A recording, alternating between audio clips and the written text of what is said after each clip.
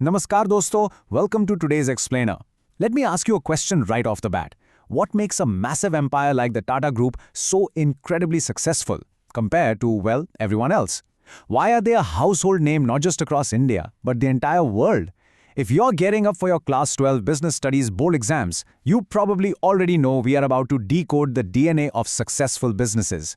Today, we are diving deep into Chapter 1, the nature and significance of management. Okay, let's look at this legacy. The Tata Group was founded by Jamsetji Tata, and his vision was never just about making a quick profit. It was literally about nation building. He had 4 massive goals in his life. Now, only the Taj Mahal Hotel in Mumbai, which, fun fact, was the very first hotel in India to have electricity way back in 1903, actually became a reality during his lifetime. But his meticulous planning laid the groundwork for everything else. I mean, the planning and building of the entire city of Jamshedpur. That is an absolute early masterclass in management skills. But what exactly are those skills? Well, here is our game plan for today's explainer. We'll be covering defining management, what I like to call the board exam trap of effectiveness versus efficiency, the characteristics of management, its objectives, and finally, the 5 functions. Let's get into it. Section 1. Defining management, the secret behind the success. We really need to formally define what this secret ingredient actually is in academic terms. Every billion-dollar conglomerate, and honestly, every small local business down the street, uses this exact same process, even if they don't realize it. Listen closely to the specific language used by Harold Kuntz and Heinz Weyrich. They say, management is the process of designing and maintaining an environment in which individuals, working together in groups, efficiently accomplish selected aims. The absolutely crucial takeaway here is that successful organizations don't just hit their goals by pure luck. They achieve them by following a deliberate, interconnected process. You have a goal, you have a group of people, and you have a solid process to get there. Moving right along to Section 2, the board exam trap, effectiveness versus efficiency. I want you to pay very, very close attention here, because examiners absolutely love to trick you with this. They want to see if you understand the subtle but vital difference between these two interrelated concepts. Effectiveness and efficiency are totally 2 sides of the same coin, but they are not the same thing. Effectiveness is simply about doing the right task and hitting your goals on time. Efficiency, on the other hand, is about doing the task correctly with minimum cost and resources. So here's the classic textbook trap. Imagine a company needs to produce 5,000 units in a year, but there are constant power failures, so the manager has to run double shifts to hit that target. They successfully produced the 5,000 units. Were they effective? Yes, absolutely. The goal was met on time. But were they efficient? No way, because running those double shifts meant way higher labor and electricity costs. Good management has to balance both. All right, Section 3, characteristics of management. So balancing effectiveness and efficiency is what makes a great manager. But what does that actually look like in the real world? Whether you're running a handloom unit, a local hair salon, or a massive steel plant, management has a few universal traits. I'll chunk these first 4 together for you. First, it's a goal-oriented process. There is always a fundamental reason the organization exists. Second, it's all-pervasive, meaning it's required everywhere across every single department. Third, it is a continuous process, a totally never-ending cycle of tasks. And fourth, it's a group activity. You are uniting diverse individuals to push toward one common goal. Another core characteristic you need to know is that management is multidimensional. Honestly, it's like a giant juggling act. A manager has to juggle 3 complex dimensions all at once. First, you manage the work, translating your goals into actual problems to be solved and plans to be made.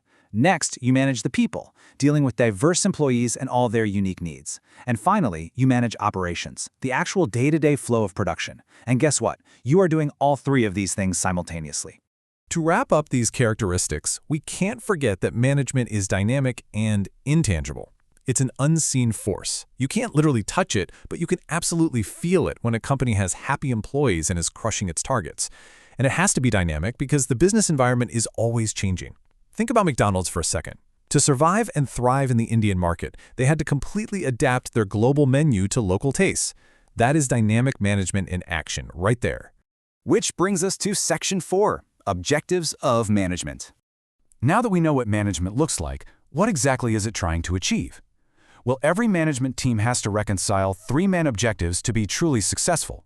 First up, organizational objectives, using your resources to survive, make a profit, and grow. But it definitely doesn't stop there. You also have social objectives, creating value for society and protecting the environment. And finally, personal objectives, meeting the financial and social needs of your employees themselves. If a company only focuses on profits and completely ignores its people or society, it just won't survive in the long run. Let's anchor that social objective concept with a fantastic real-world example straight out of your textbook. ITC's E2PAL initiative is literally a Harvard Business School case study.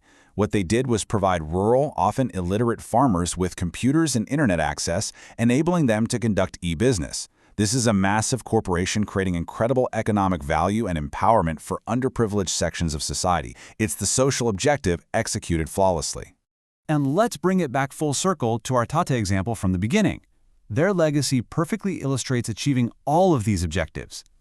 Look at the personal side. Jemji Tata strongly believed that satisfied workers create satisfied workers, so he actually paid out gratuity and provident funds long before the law ever required it. And on the social side, Tata Steel today actively works on developing fuel-efficient steels to combat climate change, and they even partnered with UNICEF for child rights. They beautifully balance profit with immense social and personal responsibility. All right, final stretch, Section 5, the 5 functions of management. This is the final highly testable section of this chapter. How do managers actually execute all of this day to day? They do it through a continuous cycle of 5 functions. First, planning, deciding in advance what to do. Second, organizing, assigning duties and resources. Third, staffing, finding the right people for the right jobs. Fourth, directing, leading and motivating those people.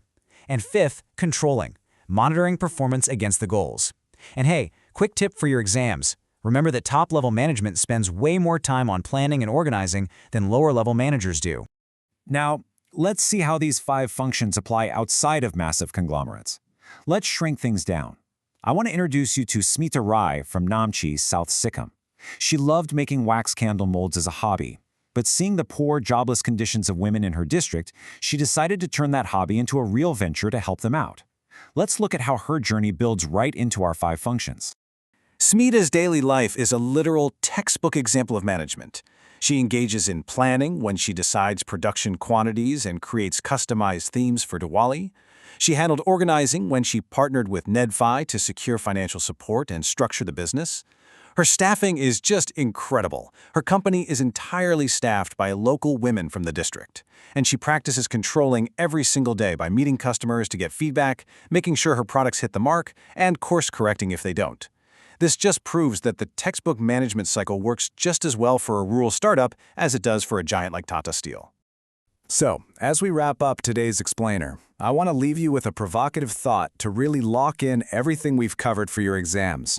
Whether you are running Smita's Namchi Candles or sitting on the board of directors at Tata Steel, how would you ensure that your daily decisions are doing the right things, but also doing them with the absolute minimum cost? Getting that balance right is the true art and science of management. Keep that in the back of your mind as you study, and you are going to totally ace this chapter. Good luck with your prep.